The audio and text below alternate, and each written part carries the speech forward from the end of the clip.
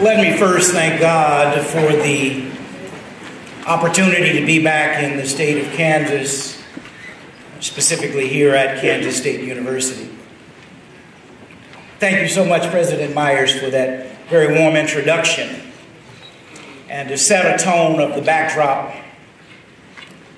of what happened 50 years ago. And as students, 50 years probably sounds like a long time. But let me tell you, as you get a little older, it's not so long. In all seriousness, let me also first thank my brothers of Alpha Phi Alpha. That organization was one my father was a member of, and if any of you have been to the memorial that is designed and dedicated to Martin Luther King Jr. in Washington, D.C., it is the Alpha Phi Alpha Fraternity that I recently became a member of, for my brothers, that is responsible for that monument being there. And so from my personal perspective, I owe a debt of gratitude to the Alphas. Because in the midst of monuments, all types, for presidents, our war heroes, there is a monument for a man of peace. I think quite profound. So I thank my brothers of Alpha.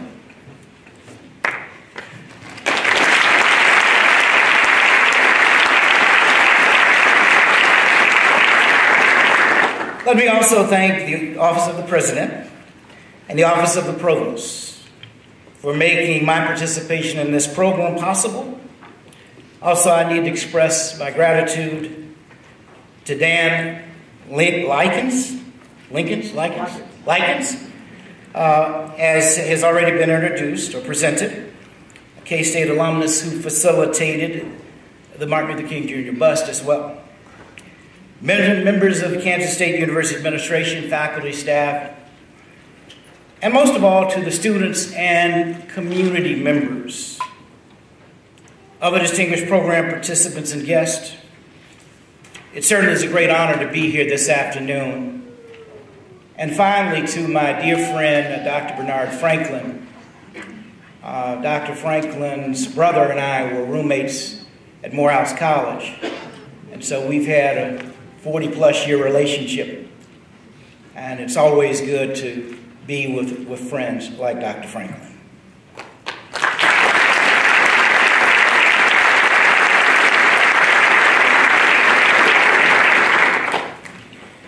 "50 years ago, on January 19th, 1968, as you perhaps already know, my father, Martin Luther King Jr., came to Kansas State University and delivered a speech. It was one of the last speeches that he delivered because he was assassinated less than 11 weeks later on April 4th of 1968. Now, I was just 10 years old when my father was assassinated. But I and my brother and sisters were taught by our mother that our father's life, leadership, and legacy were firmly rooted in the values of kindness and tolerance, which are part of the theme of your MLK observance program. You know, human beings are capable of great kindness. It's an innate value that nearly all people have inside of them. Sometimes it's obscured or subordinated to other values, but it's always there for most of us. Almost everyone can tell movie stories about acts of human kindness that they've experienced or witnessed. Now, tolerance, on the other hand, that's a little more challenging. Tolerance can be a struggle for all of us. That's been a problem since America was founded. Some of the earlier European settlers who came to America were searching for religious tolerance, like the Puritans. But many others turned a blind eye to their own intolerance by importing slaves and treating them brutally. Still other early immigrants to those shores vented their intolerance on the Indians, who occupied North America centuries before the first Europeans arrived. Racial tolerance has been a critical problem in the United States from the very beginning.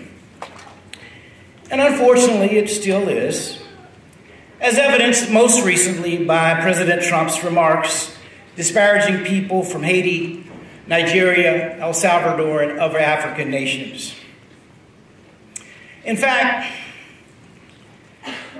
one of the first questions that I was asked just a few days ago as we observed the King holiday was, what would your father think as we approached his 89th birthday?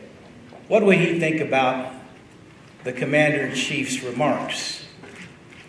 And I said, you know, I can't say personally what he would say, but I can say and share some of the words that he said about things from time to time.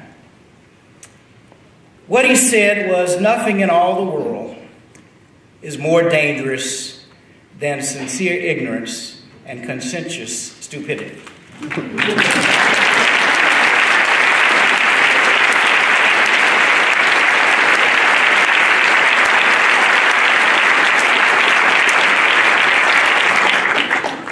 I would add, and I've said this publicly, that we as a nation have to work on the heart of the president, because I would like to believe that his intent is not to divide, but his rhetoric does create division.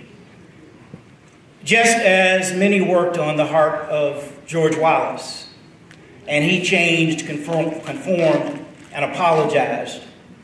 That's going to be a higher challenge for this president. But he did. This one has never apologized to my knowledge. Anyway, story for another day. Intolerance is very often accompanied by another human weakness, greed. In fact, greed is what often fosters intolerance. In the case of human slavery, greed was the driving force. Fortunate hunters abandoned their consciences to gratify their greed. And once they realized they could make enslaved peoples enrich their bank accounts, they had no use for tolerance or human compassion towards slaves, for that matter.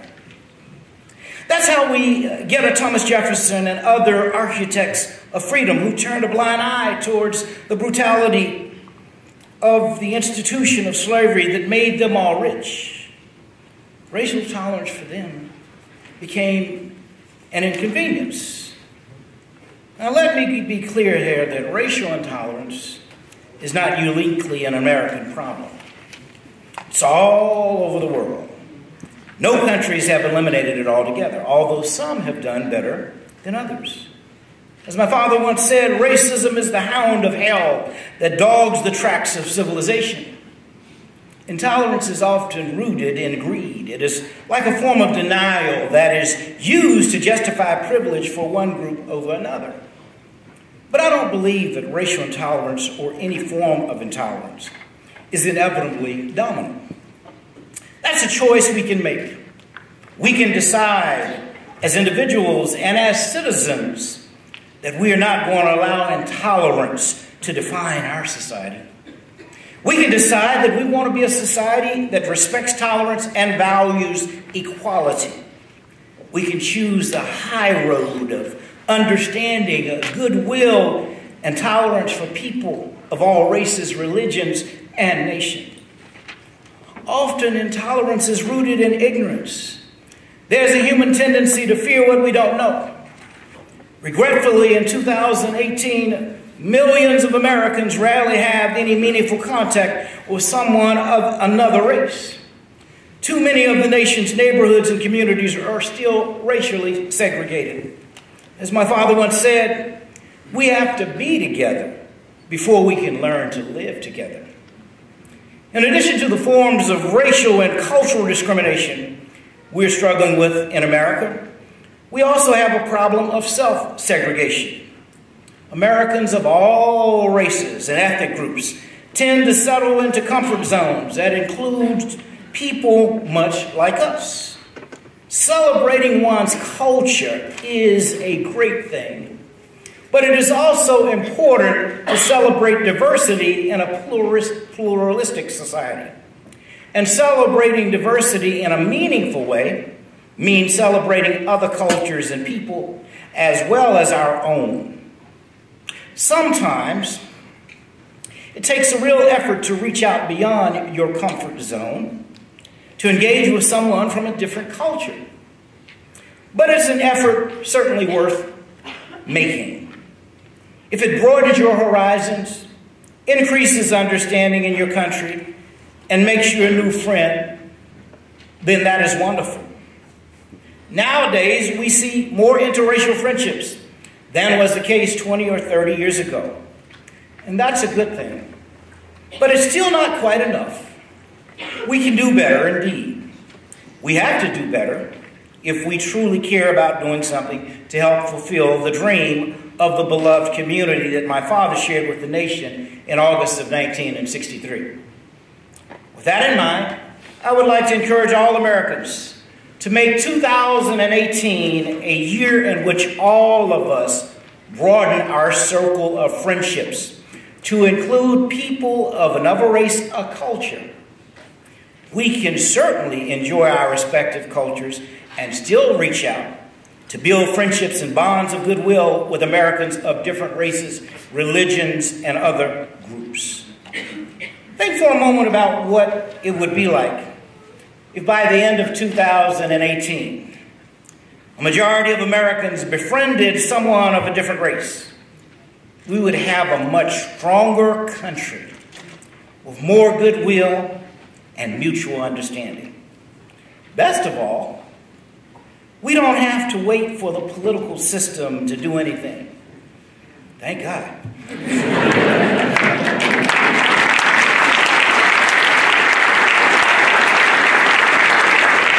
This is something we can do without anyone's permission or authorization. It's a way that each and every one of us can make a difference and contribute to fulfilling Martin Luther King Jr.'s dream of brotherhood and sisterhood from coast to coast. And imagine what such a commitment on the part of millions of Americans would do for our country after 5 years. Let it begin right here in Kansas, the heartland of America. There's no place like home. And then let it radiate north, south, east, and west. It's a great way to promote the values of kindness and tolerance on an individual level. Everyone can make a meaningful contribution to this cause by making this simple commitment. In this way, each and every one of us can become a force for a kinder and more tolerant and just nation. Individual commitment can work wonders, especially when thousands or even millions of people join together in a spirit of cooperation and determination to build solidarity in our country. But I think it's also important that we work together to infuse the values of kindness and tolerance in government policies. Indeed, it is a responsibility we all share as citizens. Political activism is not for everyone. Some people don't have the interest or ability to engage in political movements for one reason or another. But I do believe we ought to do more to encourage everyone to vote and to eliminate the barriers, both legal and illegal, that discourage and prevent citizens from exercising their right to vote.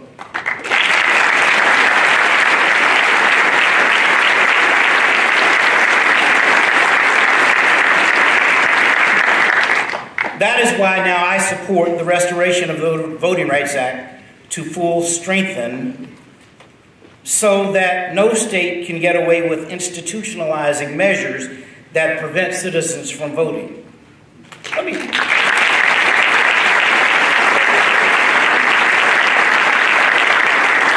Let me stop just a minute to give an explanation, because what some do not realize is that all across America, certain legislatures have passed laws that make it more difficult for people to vote. We should be making it easier to vote. We go all over the world promoting democracy, but yet when it comes to our own specific districts, we suppress democracy.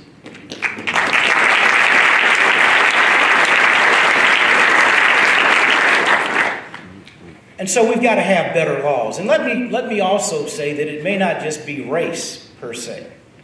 You know, we all talk about having an ID, and yes, we should have an ID.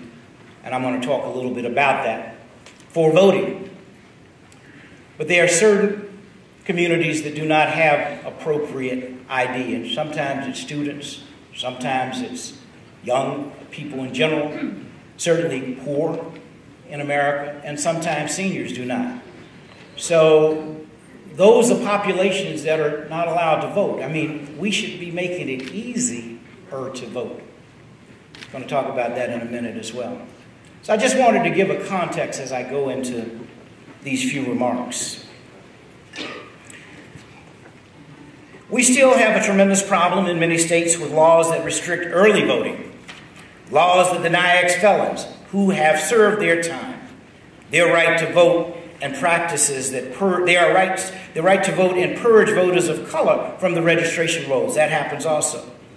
With respect to voter identification laws, I think there's room for reasonable compromise. Now, I support and have talked about this, making Social Security cards photo IDs. It's a better alternative than driver's license. Why? Because more people, or almost everyone, has a Social Security card. Not everyone has a driver's license. So let that be the new standard photo ID. Why not authorize Social Security offices nationwide to issue Social Security cards with a photo on them to any citizens who wants them? Doesn't this make more sense than more bitter, divisive litigation? I would also strongly urge every state to adopt online voter registration. It's working in about 20 states already, providing a more secure, accurate, and less expensive way for voters to be eligible to vote much closer to Election Day. Every citizen of every state should have this opportunity. Also, let's stop limiting elections to a single midweek workday when so many people have trouble.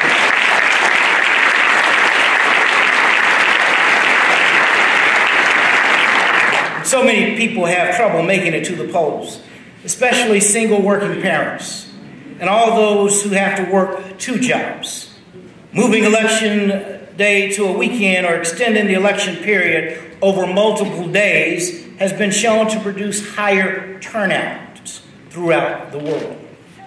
Just to give an example, the United States of America, out of the 170 or so democracies, votes at 138. That means 137 countries vote at higher levels than us.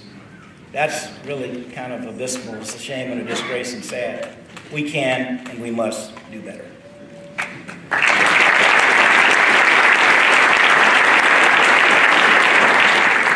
Restoring integrity to our electoral politics also means that we've got to do more to ensure that no other nation can meddle in or hack into our elections.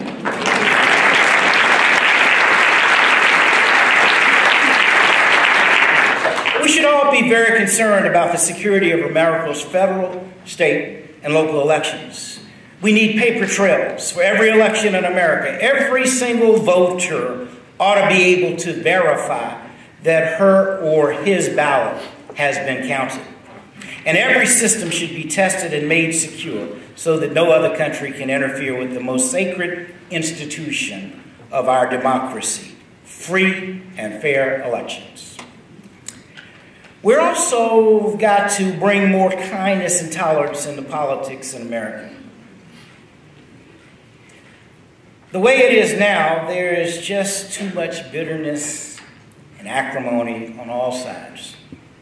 And there's too much demonizing of adversaries. We can strongly disagree with our fellow citizens about matters of policy without allowing our disagreements to denigrate into name-calling and personal accusations. It's about hating the evil deed, but refusing to hate the evildoer. That is a basic principle, by the way, of nonviolence as taught and lived by Martin Luther King Jr. Most of the time, we don't know the whole story about why those we disagree with support a policy position that we may consider to be destructive. We've got to become better listeners in America, and that means listening with the heart as well as the ears. Disagree if you feel it, but disagree with respect and courtesy. One of the most powerful principles of my father's leadership skills was his firm commitment to disciplined courtesy towards adversaries. He always made sure that his dialogue with opponents was respectful, even when those he was struggling with were abusive. That commitment enhanced his credibility immeasurably.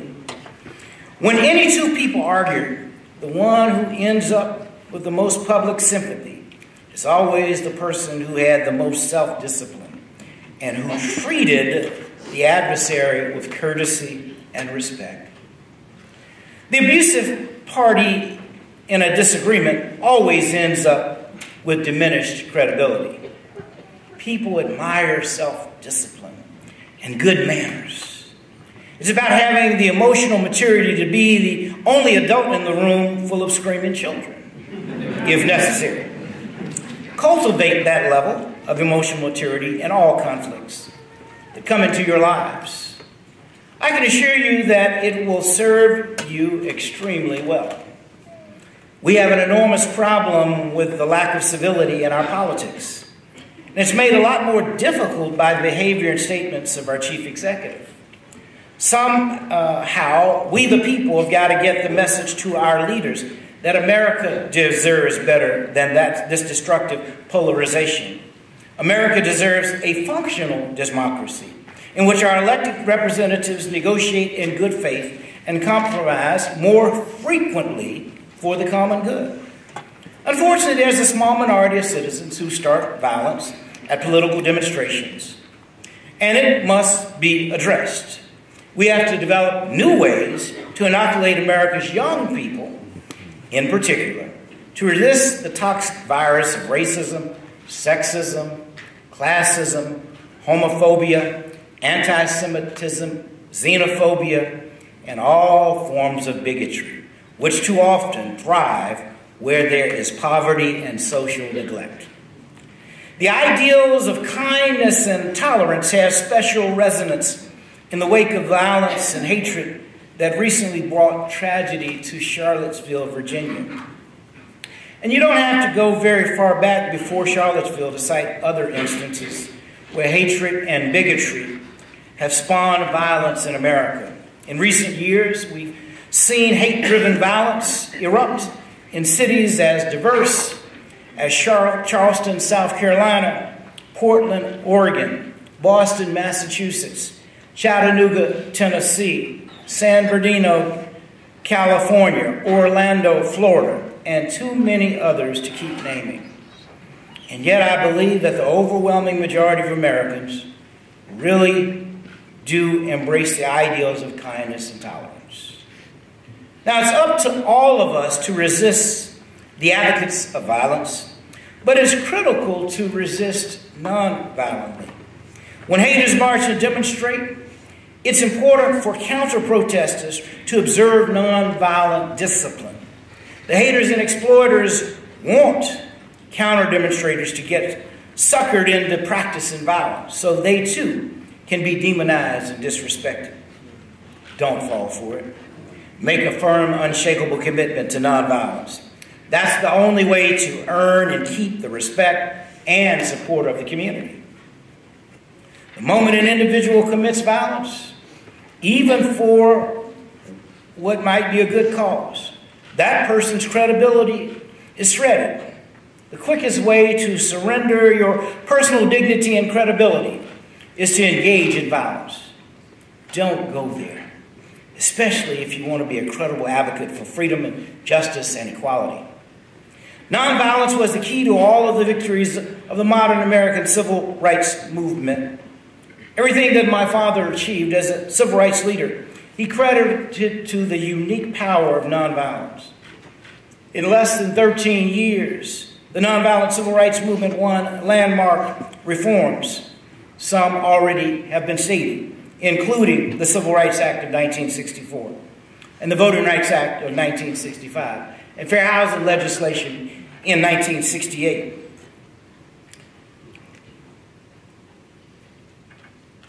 Which, interestingly enough, in previous centuries or previous times, these victories failed. What is amazing as we look back on this period of history is the nonviolent discipline the movement embraced. Even though more than 36 civil rights workers were killed during the civil rights movement, no civil rights activists engaged in violence during this era. This was no accident. The movement organizations held education and training programs to make sure that all of the activists were prepared to practice nonviolence. I would encourage young people everywhere to study the history of nonviolence, to make a commitment to nonviolence, to make it a cornerstone principle of your life, and then get engaged in organized nonviolent action for a better world. Embracing nonviolence does not mean that you have to dilute your views and positions on issues. I have strong views on matters of national policy. Yes, it might even be fair to call me a progressive, but I refuse to be so arrogant in my convictions that I would tune out those that I disagree with. I may be a progressive, but I owe my conservative sisters and brothers a fair and respectful hearing. If you aren't really listening, you aren't engaging in real dialogue. My views are not always right, neither are theirs. And that's true for everybody. A little more humility all the way around would put our debates about the 8 great issues of the day on a higher plane. We have too many rigid ideologies in American politics. We must insist as strongly as possible that our leaders bring a more bipartisan spirit to the table. It's the only way forward, I believe. The rigid polarization and refusal to negotiate in good faith that we are seeing now only guarantees more gridlock and paralysis. Now, in November, we will have extremely important elections that will decide the kind of country we and our children will be living in. Let's do everything we can to ensure a record turnout of voters nationwide. We've got to invigorate our democracy with a fresh passion for constructive social change. We want senators, congresspersons, governors, mayors, and state legislators who are willing to reach out across the partisan divide to make life better for working families of all races. Let's send a message at the polls on November 6th that we will no longer accept divisive, polarizing leadership.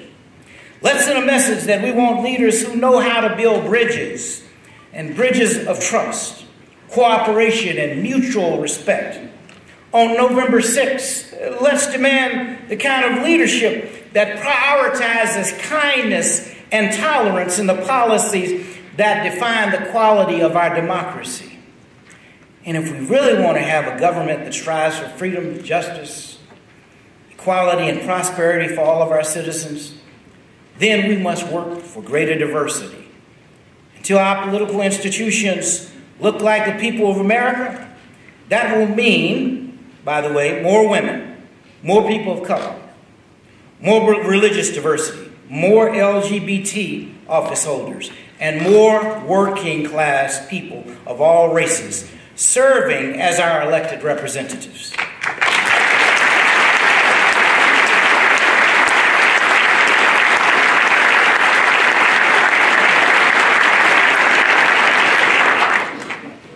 When we have met this challenge, I believe we will begin to see more effective federal, state, and local governments that truly serve the people. Clearly, the political parties, as well as voters, must do a better job of identifying, recruiting, and training more diverse candidates. Women candidates for office that, quite frankly, let me stop for a minute, please. Who would have thought that a women's movement would really get to be put on steroids in a positive way? I mean, look, man, you got to get your house in order. These women are playing. They're serious. We used to say serious, not serious. But in all frankness, it's very sad that we have mistreated the women of our nation. It's something wrong when a society pays men still far more than women. Gender equality is going to happen.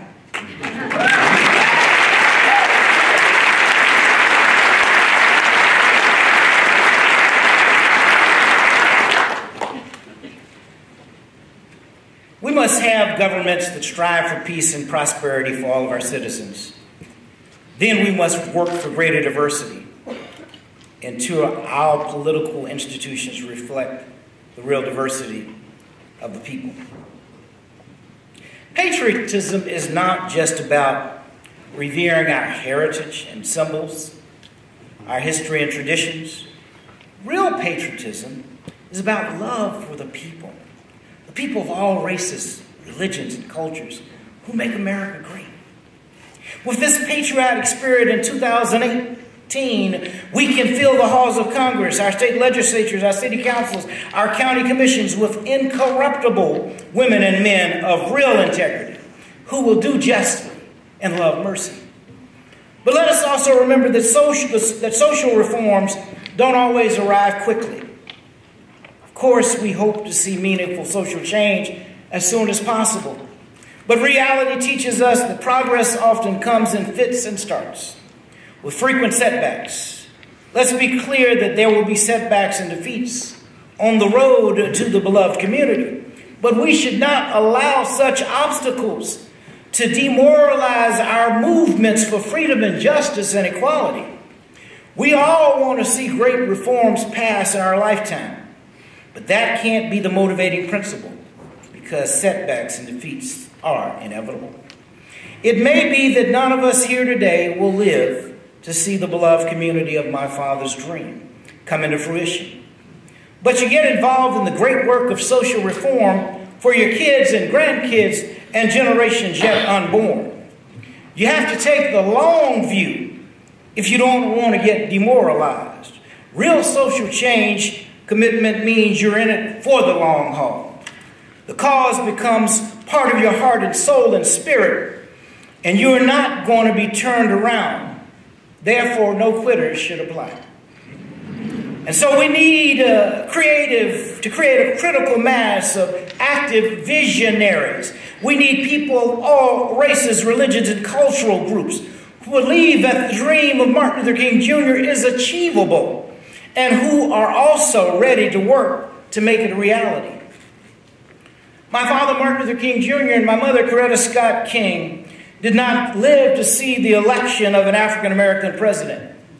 But their efforts paved the way so that their granddaughter could know that, yes, a black person can get to the highest office in our land, in this great democracy, and become president.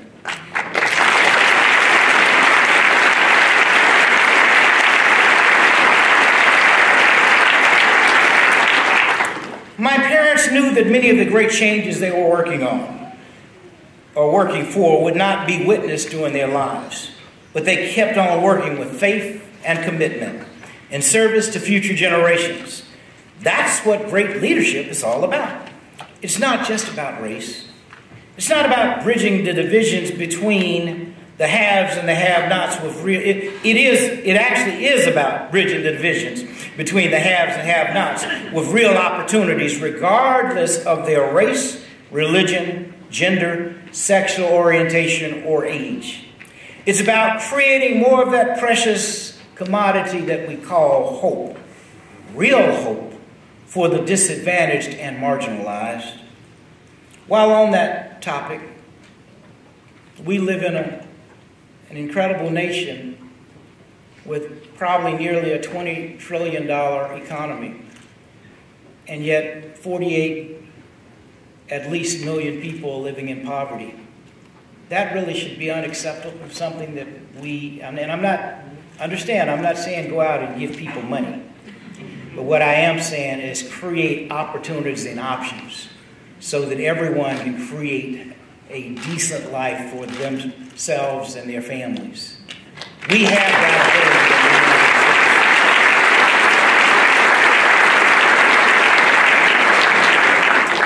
ability. And while I'm talking about it, Martin Luther King Jr. was not killed because he was talking about racial integration or black people being able to ride on the front of the bus or a Voting Rights Act or a Civil Rights Act. He was killed because he talked about something very, very revolutionary. He talked about a radical redistribution of wealth and resources. Again, he did not mean going to somebody who's wealthy and taking your money, but he meant how we spend the resources in our great land. So that there's so much, there's plenty, this nation and world is plentiful. There's abundance, but we seem not to know it. So we embrace a scarcity. And while we have a lot of challenges, the world with 7 billion people that we've got to overcome, because maybe the abundance won't always be here as more and more people come or are born or created.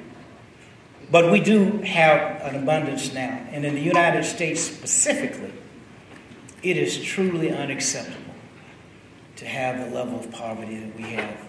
We must do something about that.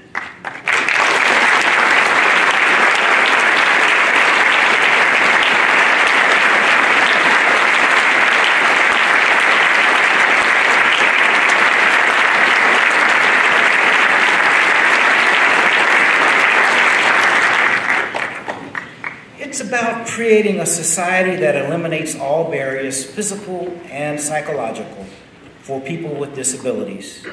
It's about reaching out, not just to punish those who've been convicted of crimes, but also to rehabilitate them and make them productive citizens who can make a contribution.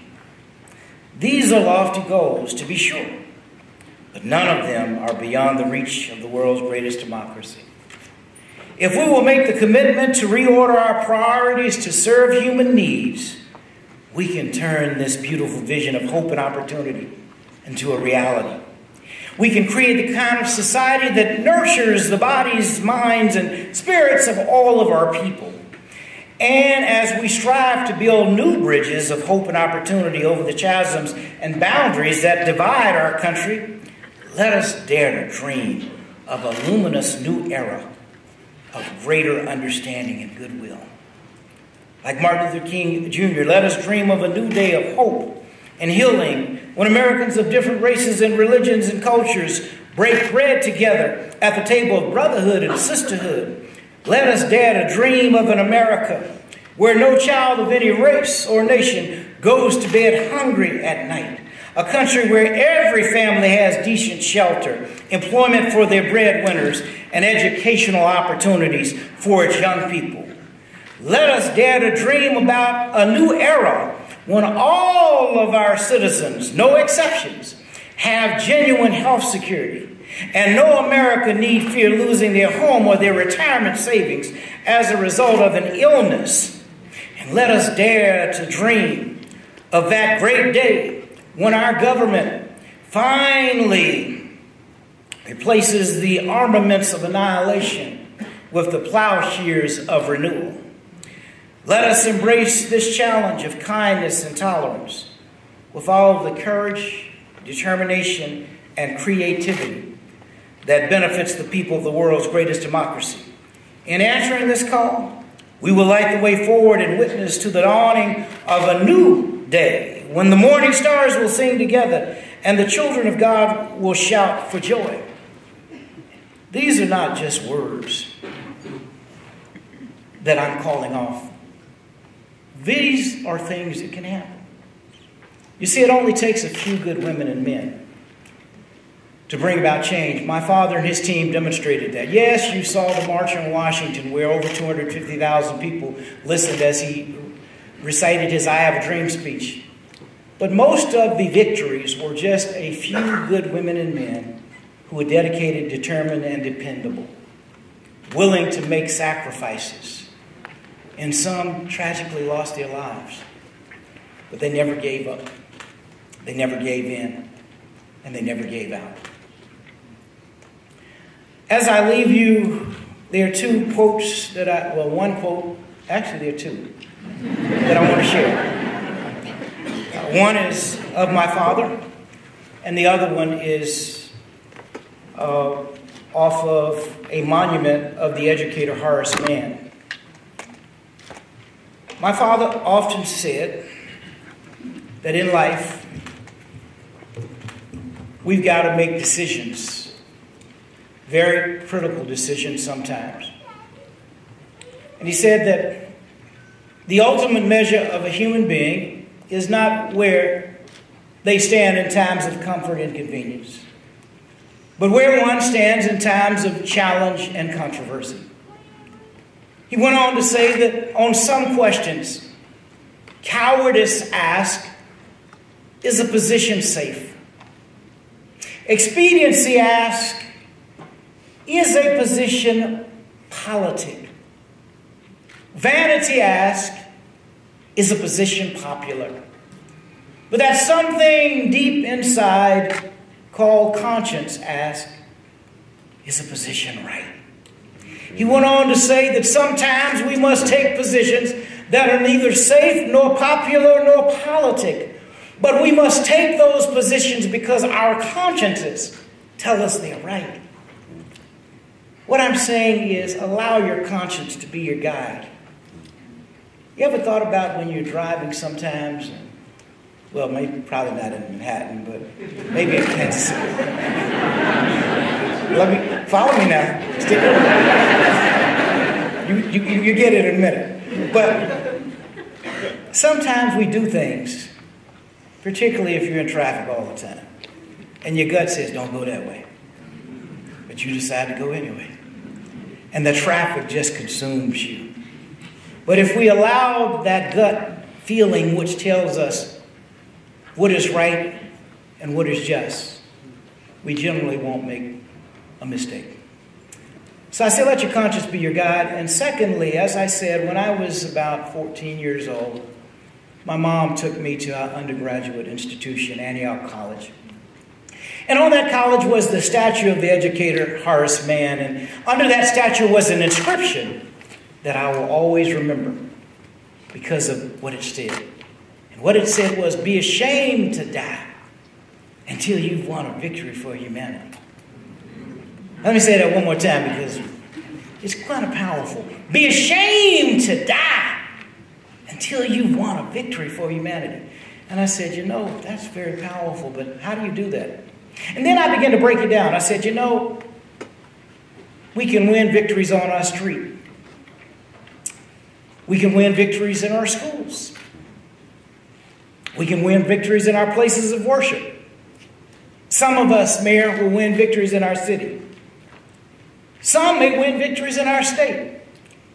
Some may win victories in our nation. And even still, some may win victories in our world.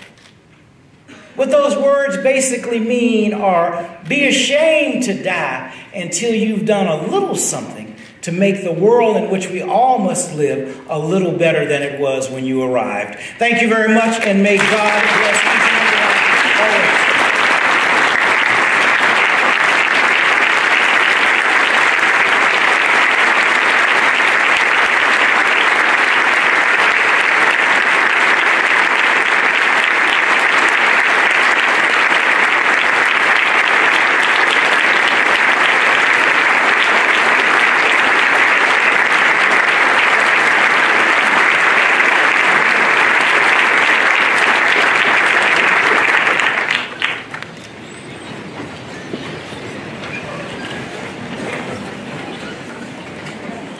Thank you, Mr. King, for those incredibly inspiring words. and for reminding me of both your message and your father's message of kindness and tolerance. It is a message that will serve us well. At this time, we would like to provide Mr. King the opportunity to respond to questions from the audience. Since our time is short, I ask that we refrain from making statements and that you are concise with your questions. If you would like to be the first question, please let's step to this microphone up here on this front side. And actually, we'll go ahead and go to Logan right over here on this side. Hello, he already knows my name. My name's Logan. I'm a senior in communication studies, leadership studies, and also nonviolent studies. And two parts. The first, for the general audience, can you define, nonviolent studies, people usually think don't punch people, but it's a lot deeper than that. So can you first elaborate for the audience and anyone who's watching on nonviolent studies? And then the second part of my question is that in 2017, lost in all the narratives of everything that's happened politically, 2017 was the second deadliest year on record for police killing unarmed American citizens of all race, second to 2015. And since the rise of the Black Lives Matter movement, killings have only gone up. So all indications suggest we're losing the battle against police brutality. So can you give us some hope on how nonviolent studies can change that? I will attempt to. Very, very good questions, by the way. And I should have been primed since you sort of asked me one of those earlier. But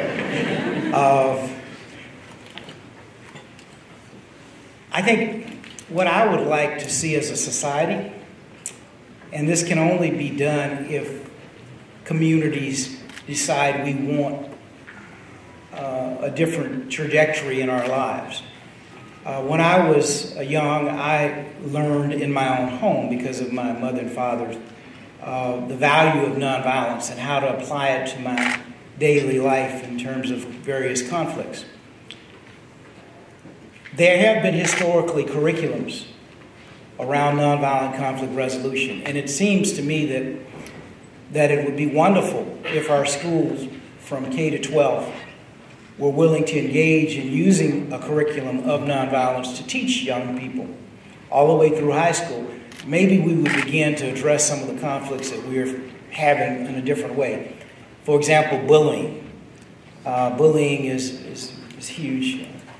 Tragically, just yesterday, a student killed themselves, or the day before, because of bullying. And these things happen every day. It may not always be reported, but it's certainly going on.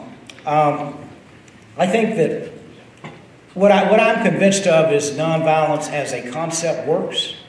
I am working with a number of persons now to launch a nonviolent initiative, and my hope is that initiative, and I might add, it's not just me as Martin Luther King III, but a member of Nelson Mandela's family and a member of Mahatma Gandhi's family. So it would be a global initiative in India and South Africa and the United States. But what we want to do is to look at nonviolence and convert it to a language that young people, or particularly millennials, can embrace and use to resolve conflict. And as I said, my hope is that one day we can get our school systems to embrace a nonviolent curriculum. You know, we all understand. I mean, there's an old biblical adage that used to say, you know, an eye for an eye and a tooth for a tooth. So in theory, if that really worked, most of us would be sitting here without eyes and teeth. So obviously, human beings have to operate at a much higher level. We've not even scratched the surface as to what we can become as human beings. We are operating, you know, at the lower animal levels. We operate just like other lower animals. When we have a conflict, we want to automatically go to violence. And because we are obsessed with guns all over the country, you know, a gun, it's over. You know, when I was growing up, people would fight and knock you down, and even sometimes use a knife, but you could live another day. Now with guns, there's no comeback. And that's very unfortunate. We've got to figure out how do we create some gun safety laws. I'm not saying gun restrictions or telling people you can't have your guns, although I'm not sure why anybody, I know you didn't ask this, but I'm not sure why anybody needs an assault rifle. I mean,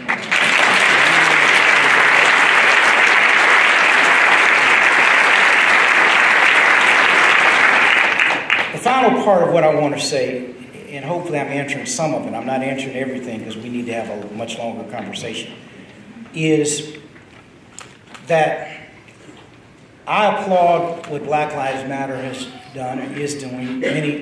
Some don't understand, because it feels to some as if you're saying, well, their lives don't matter.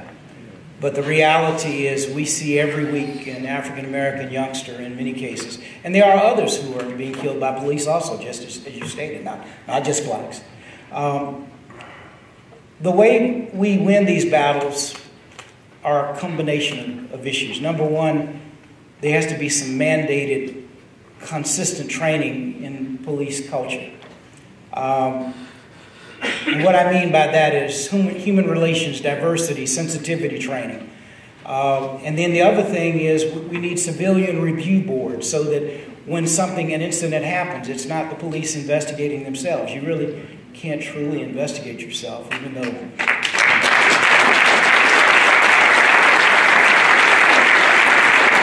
And the final thing is we need to look at bolstering existing policy and then creating new policy. And I'm sure we're going to get... Number one, we've got to find a way to curtail the violence in communities. And let me say this about the African-American community, because I am equally concerned from police, some police misconduct. And let me also say that the vast majority of our police officers put their lives on the line every day for us. And we're grateful for those women and men that protect and serve in an extraordinary way. I'm thankful to this department that's provided assistance today, Chief. Thank you, Chief.